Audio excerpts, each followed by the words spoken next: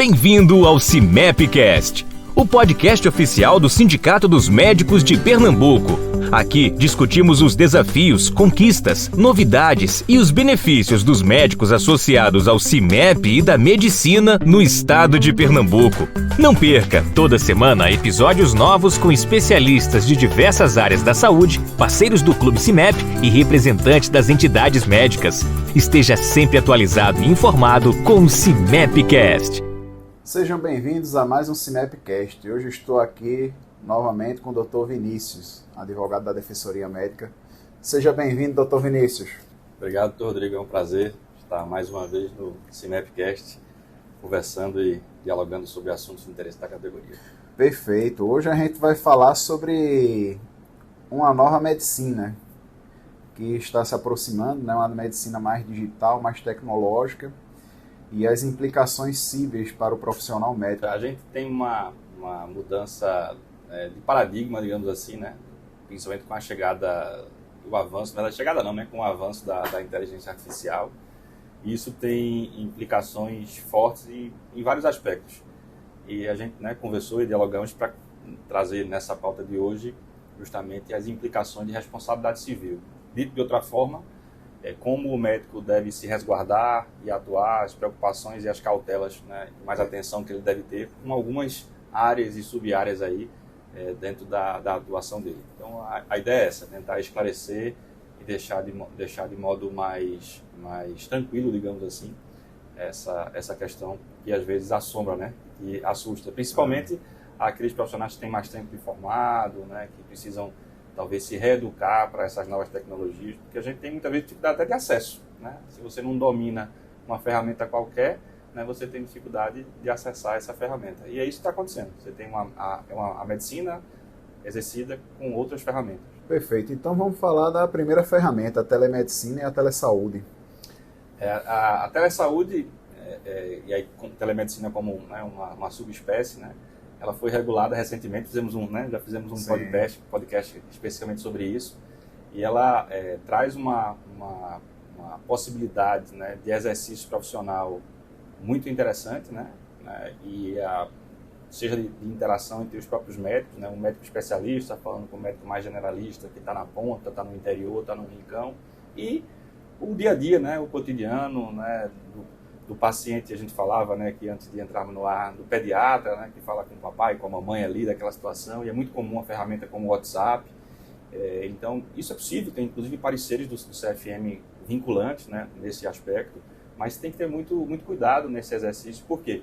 Porque a telemedicina ela envolve um consentimento específico para a prática desse ato, e também envolve alguns riscos, principalmente porque você não realiza ali, né, o contato direto, né, com o paciente. Então, é muito importante que o médico tenha essa noção, passe essa informação da limitação, das limitações, exatamente, você usou a palavra mais adequada.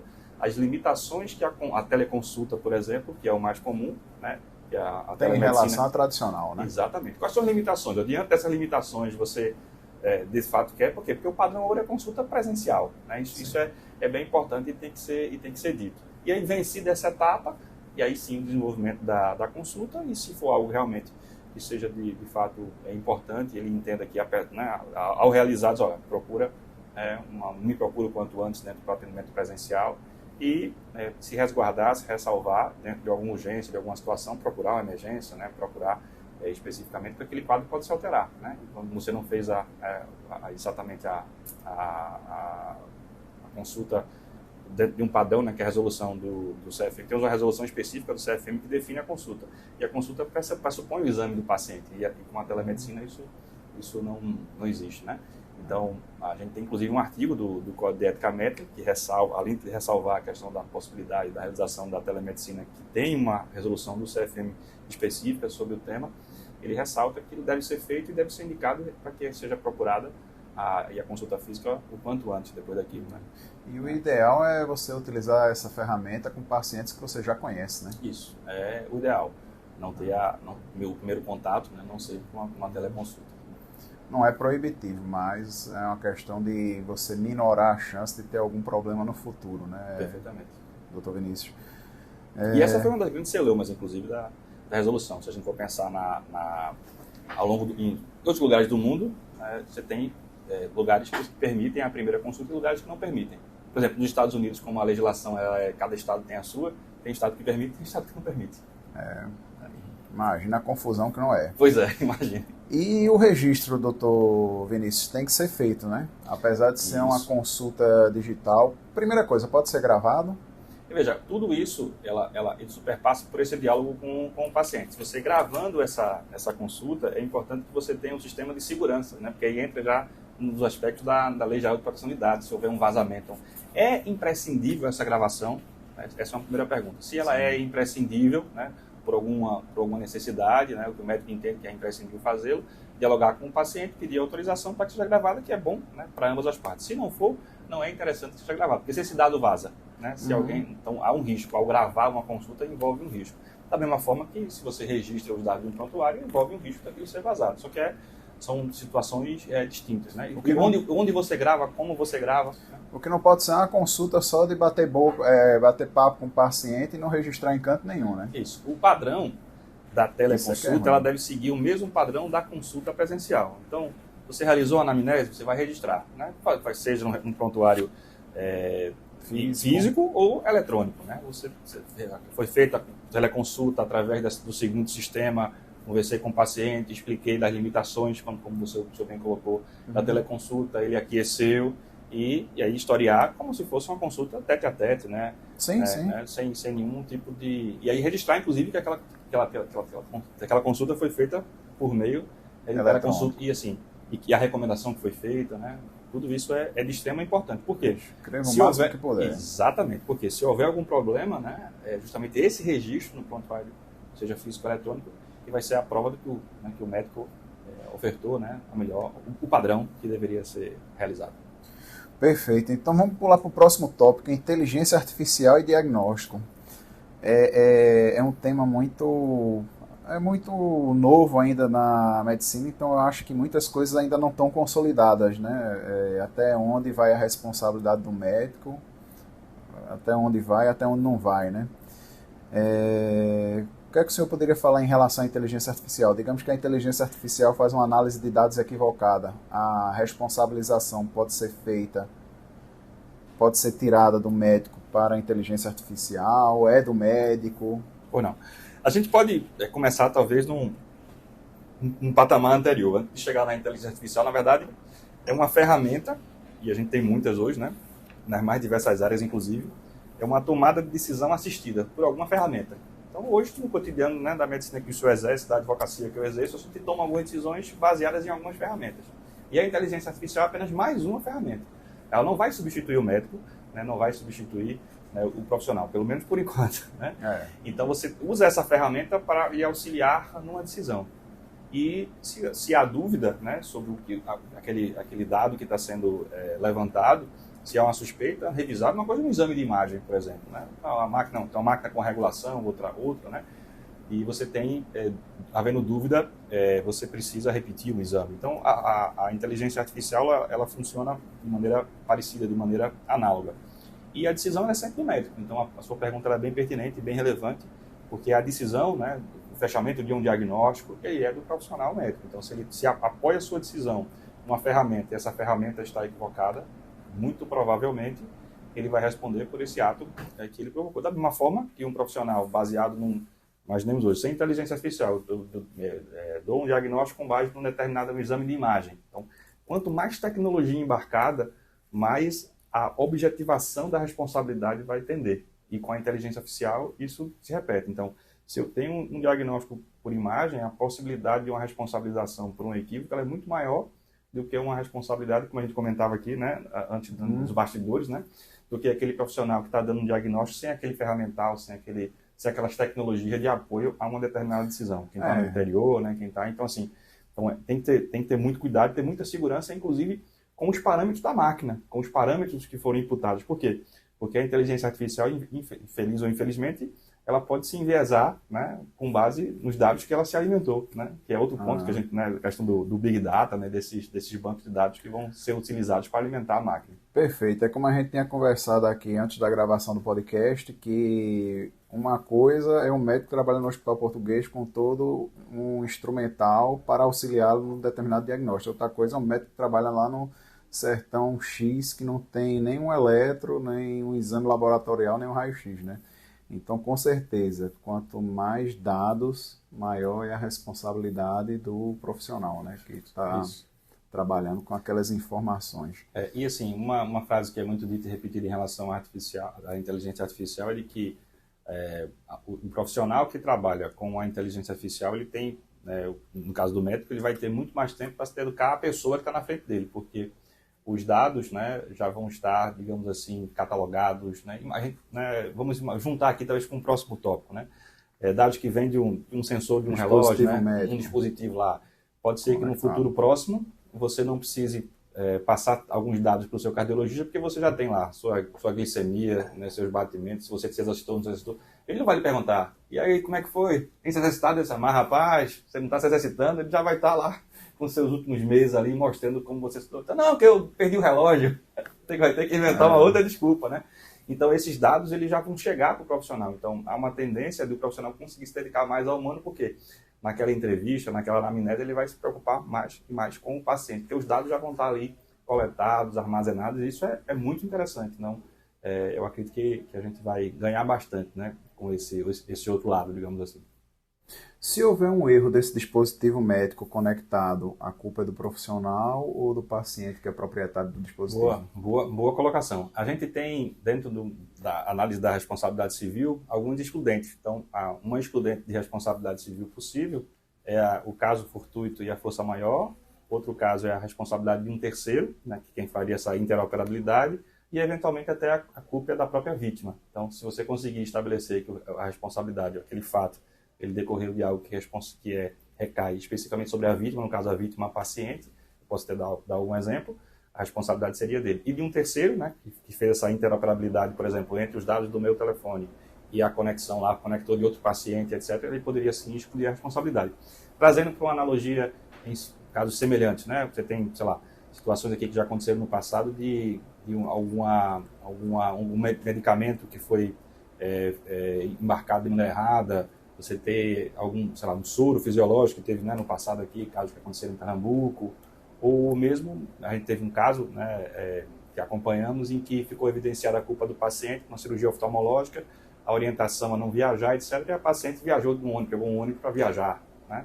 Então, não tinha 3 dias de viagem de Recife para São Paulo, então não tinha como dizer que houve a responsabilidade do profissional, porque ela não teve os cuidados. Então, essas situações podem ser também trazidas à exclusão de responsabilidade, mas todo cuidado é pouco.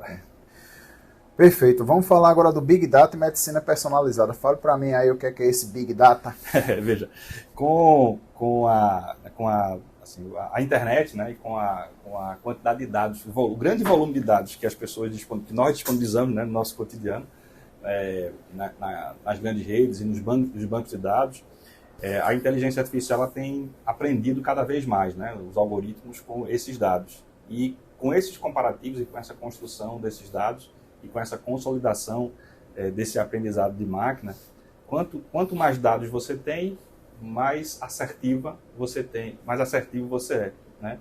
Tem um pensador, Walter Longo, que ele diz que nós estamos saindo da Idade Média para a Idade Mídia, né?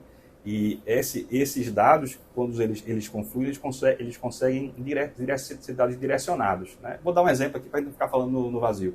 Quando eu abro um aplicativo, eu recebo muito provavelmente informações daquilo que eu gosto, diferentemente, eu posso abrir o mesmo aplicativo, se eu abrir o aplicativo X, eu abri o aplicativo X, hoje até, inclusive, o aplicativo X existe, né? O Twitter agora é o X, né? Isso. E aí, o que chega para o senhor é diferente do que chega para mim. Por quê? Porque o algoritmo entendeu seleciona exatamente aquilo que o senhor gosta e aquilo que eu gosto. Então, é mais ou menos a mesma, assim, a relação é mais ou menos essa. Então, eu consigo ter um diagnóstico por faixas, com detalhes e com a precisão que eu não tinha no passado. Isso é para o bem e para o mal. É para o bem quando a gente está falando de um diagnóstico mais preciso, mais personalizado, porque eu não vou trabalhar com a média de um estudo americano, eu vou trabalhar com a média de um estudo brasileiro, regionalizado, dentro de uma faixa etária X ou Y, então eu consigo ter uma medicina com uma acurácia muito, muito melhor, né? mas eu preciso ter esses dados. Então, mas eu posso, Vinícius, eu só tenho dados dos Estados Unidos da América, eu não tenho do Brasil. Então, a gente ainda não chegou nesse nível, porque eu preciso ter mais dados aqui. Então, quantos mais dados existirem dentro de um determinado sistema, ou em sistemas que são interoperáveis, ou seja, que esses dados conseguem se comunicar, melhor vai ser o exercício dessa medicina. Aumentar a chance do médico ser responsabilizado por eventuais erros, né? Veja, como eu disse no início, quanto mais tecnologia embarcada, mais objetificada, ou seja, a responsabilidade tende a ser cada vez mais objetiva. E essa tendência, digamos assim, ela pode trazer um malefício, né, nesse sentido, porque a responsabilidade você não iria perquirir a chamada culpa, né, a negligência, a imprudência ou a imperícia, mas, da mesma forma, o médico tem melhores condições de responder. Né? E aí isso engata, digamos assim, com outro ponto que a gente também pensou em conversar nesse nosso podcast, que é justamente a educação. O médico tem que se preparar e treinar para o uso de determinada tecnologia. Então, uma coisa é eu dar uma informação desta ou daquela maneira, se eu tenho acesso a uma tecnologia. Se eu tenho acesso a uma outra tecnologia, eu tenho que saber os benefícios e os eventuais riscos que estão presentes nela. E preciso compartilhar isso com o meu paciente, porque risco não compartilhado com o paciente é risco assumido pelo profissional médico. Ele precisa, e isso quem diz é o próprio Código de Ética Médica. O Código de Ética Médica ele fala em vários momentos sobre a questão do consentimento, da informação, da hipótese diagnóstica, do prognóstico. Né? E assim, são poucas as situações em que o paciente, você não pode dar essa informação se colocar em risco o paciente. Né? Por exemplo, é um paciente que está numa situação, digamos, uma situação psiquiátrica. Se der aquela notícia, ele pode, por exemplo, atentar contra a própria vida. Então, você, com cautela, você não vai dizer, procurar um familiar, vai tentar dizer de outra forma, né? Procurar o psicossocial para tentar acolher de alguma maneira, mas de um modo geral ele tem direito a saber, né? E esse cuidado, esse compartilhar de informações, ele é muito relevante mesmo. E já conversamos sobre isso, né? Já fizemos um podcast sobre consentimento informado também. Fica a dica aí para quem quiser procurar essa matéria. Acesse nossas mídias digitais, procure lá, que é um conteúdo de ótima qualidade. Perfeito, então vamos para falar agora sobre a robótica na medicina. Esse tema é um tema bem interessante, né? Cada vez mais você tem os robôs, né? A ideia inicial era o acesso, né, a cirurgias mais complexas à distância, mas hoje, né, pela acurácia e pela própria satisfação e recuperação do paciente, ela tem sido usado cada vez mais, inclusive nos grandes centros, né? Então você tem um uso muito comum, muito corriqueiro, e é importante sim, destacar que essas tecnologias elas vêm e elas sobrevivem e podem coexistir. Então hoje você tem, por exemplo, uma cirurgia, você tem a possibilidade de uma cirurgia aberta, não é considerado um erro você realizar uma cirurgia aberta, ainda que exista a possibilidade de se realizar uma cirurgia por vídeo. Então você tem a convivência hoje de uma cirurgia aberta, uma cirurgia por vídeo e uma cirurgia robótica. Então é importante até não só para os médicos, para a população em geral, né, dizer que é possível, né, e o que é que depende ali? Muitas vezes a questão de acesso, né, se aquilo foi normatizado. Treinamento do profissional. Exatamente. Nem todo mundo vai saber fazer a cirurgia por vídeo, mas muito provavelmente todos saberão fazer, né, dentro daquela especialidade, a cirurgia aberta. Então, são evoluções. E aí cada uma delas com seu grau de risco, né? E como a gente disse no início, cada uma com seu tipo de tecnologia. Tecnologia do bisturi, depois do bisturi elétrico, né? E foram evoluções que chegaram, e aí com a cirurgia robótica, que tem preocupações inerentes, inclusive, ao uso da máquina. Então, o médico precisa de um treinamento específico, além do próprio uso da máquina, assim, com a possibilidade de imputação de responsabilidade civil por uma falha da máquina.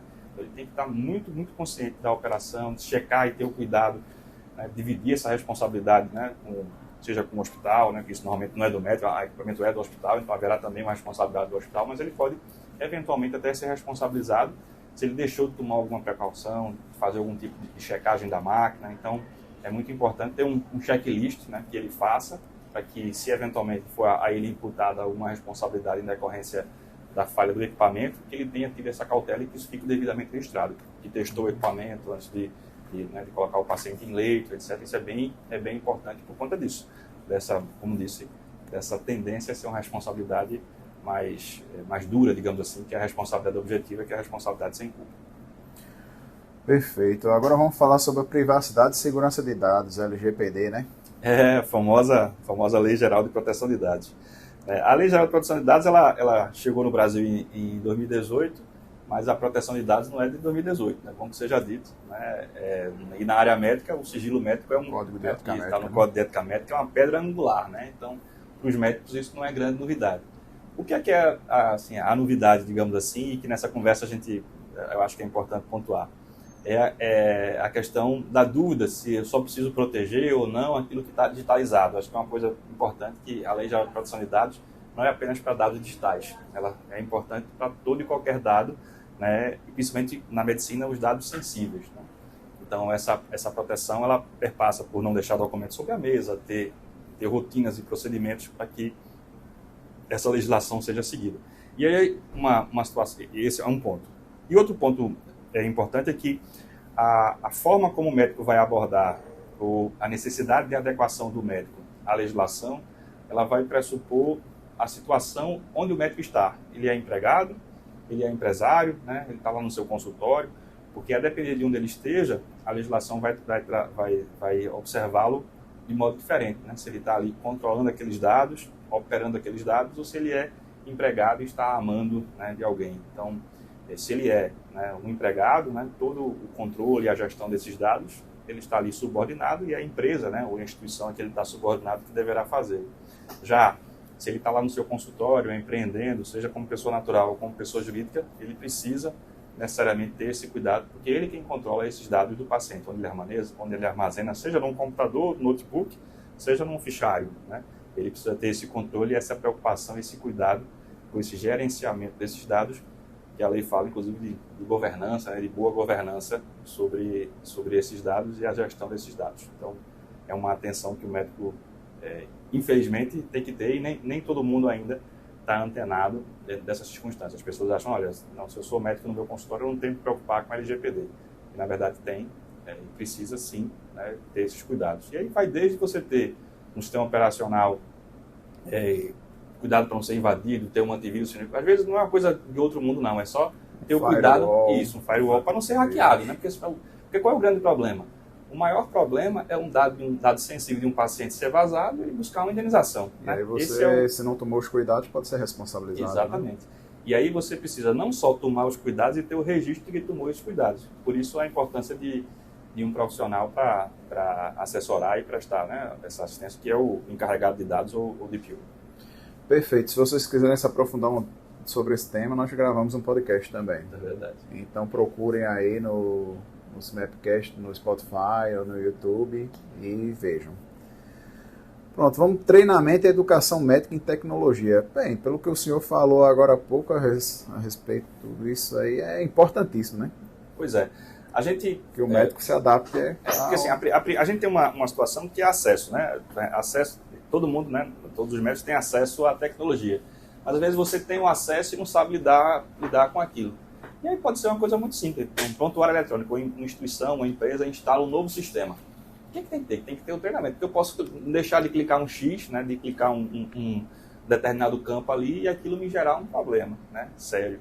Então, muitas vezes, essa falta de atenção e cuidado, não do profissional médico, mas a falta de atenção e cuidado dos recursos humanos com cada um dos médicos. Então, isso é bem importante, porque as instituições, as empresas precisam ofertar esse treinamento, porque essa ausência de treinamento, ela pode resvalar em problemas para a instituição e para os profissionais que estão ali envolvidos. Aí, como eu disse, a instituição por não ter treinado. Né? Exatamente, porque vai desde uma coisa simples de, por exemplo, o profissional não sabe logar, não sabe entrar no sistema. Aí, entra aqui para mim, aí já cometeu um erro que forneceu a senha para alguém.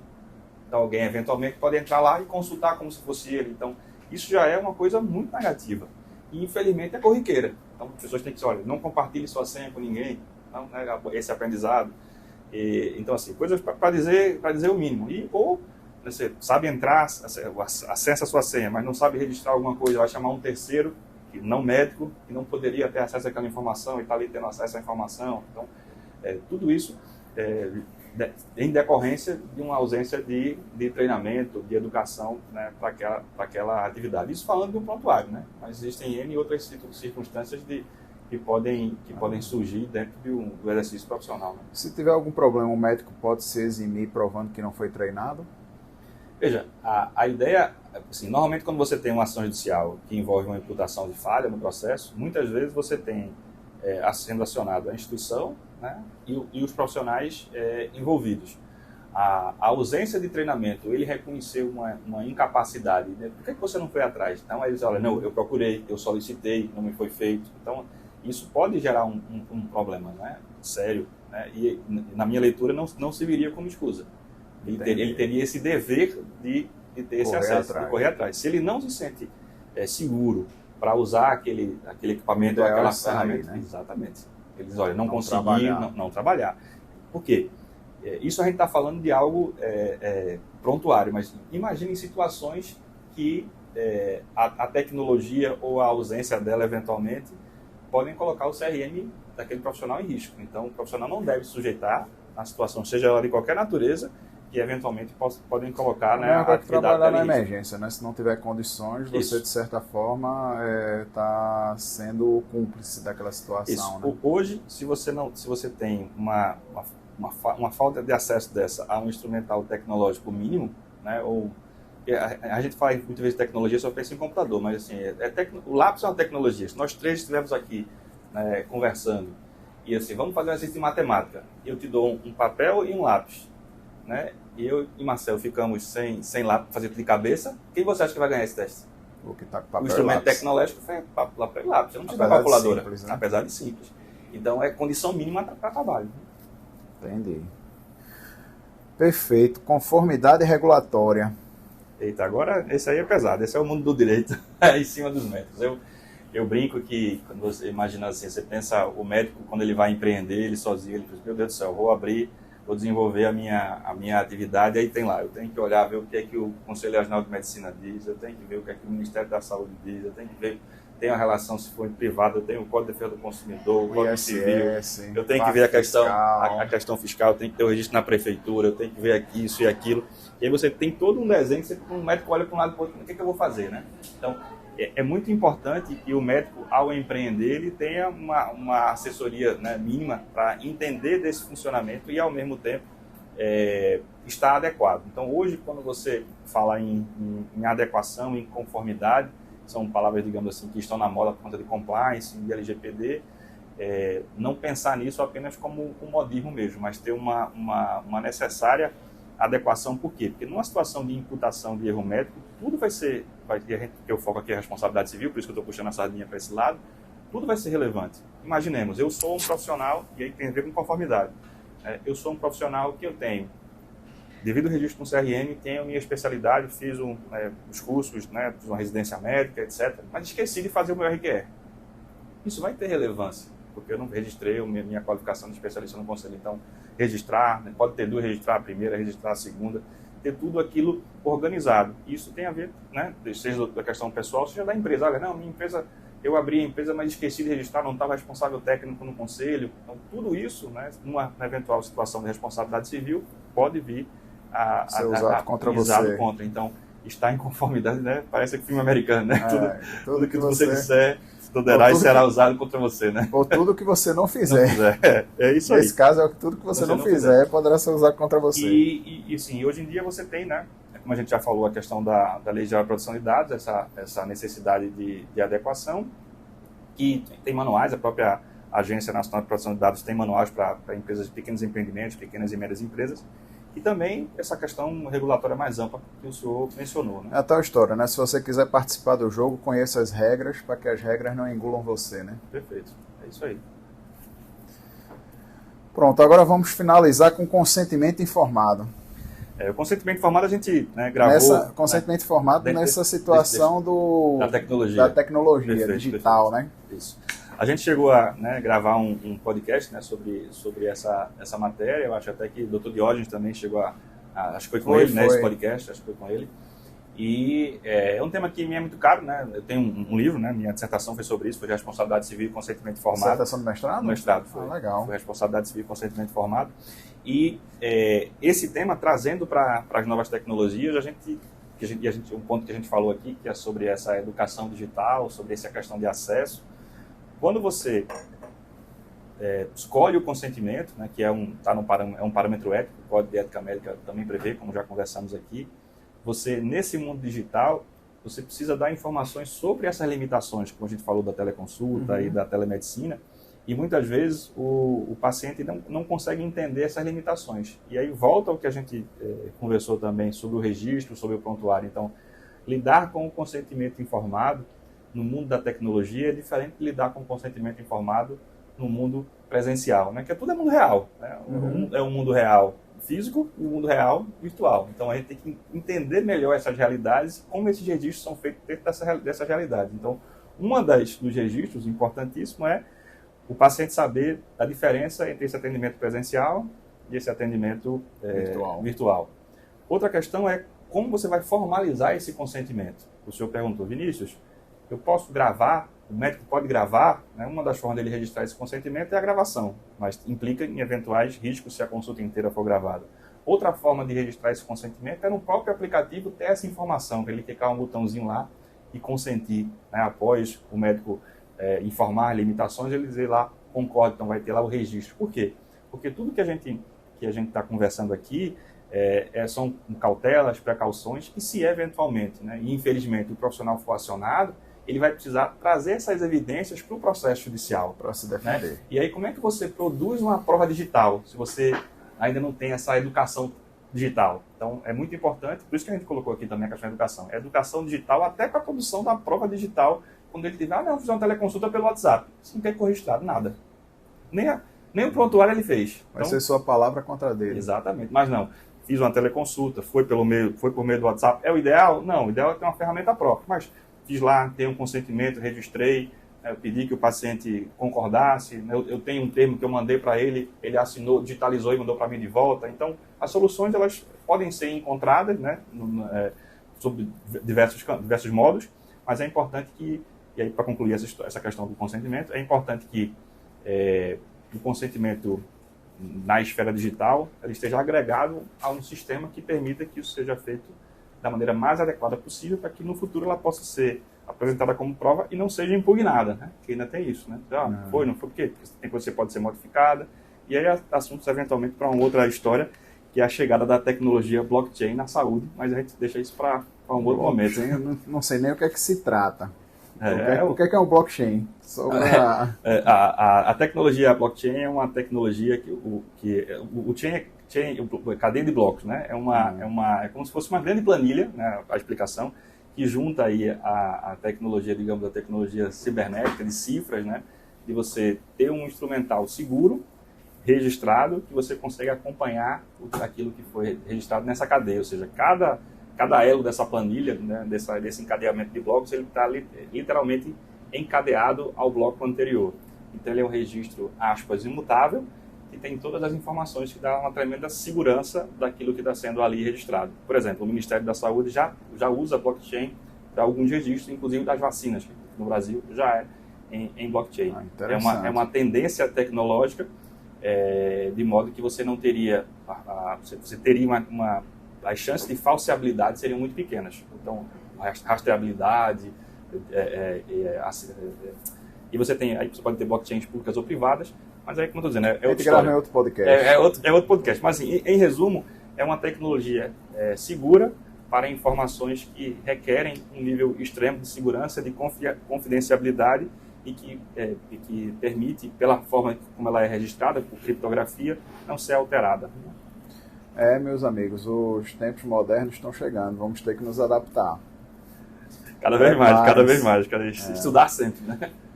Não pode simplesmente ignorar, não, pois pode dar, com isso você pode, ao ser negligente em se atualizar, pode ter problemas no futuro, na área civil principalmente. Então é isso, doutor Vinícius. Obrigado aí mais uma vez pela presença. O senhor é fera mesmo, adoro fazer esse podcast com o senhor, eu sempre aprendo muito com o senhor. E eu deixo aí para o senhor fazer a palavrinha final aí para os nossos colegas que estão nos assistindo. Eu quero agradecer, doutor Rodrigo, pelo bate-papo, esse momento de a gente conversar sobre responsabilidade civil, novas tecnologias, e dizer que a gente está aberto, né, a conversar, a aprofundar outros temas. Eu acho que a audiência pode sugerir, né, os temas que seriam mais interessantes ou que provocaram, né, mais inquietações. A gente pode voltar e aprofundar algum deles. É sempre um prazer. Muito obrigado. Obrigado a todos. O Sindicato Forte é um sindicato de lutas. Até a próxima. Um abraço.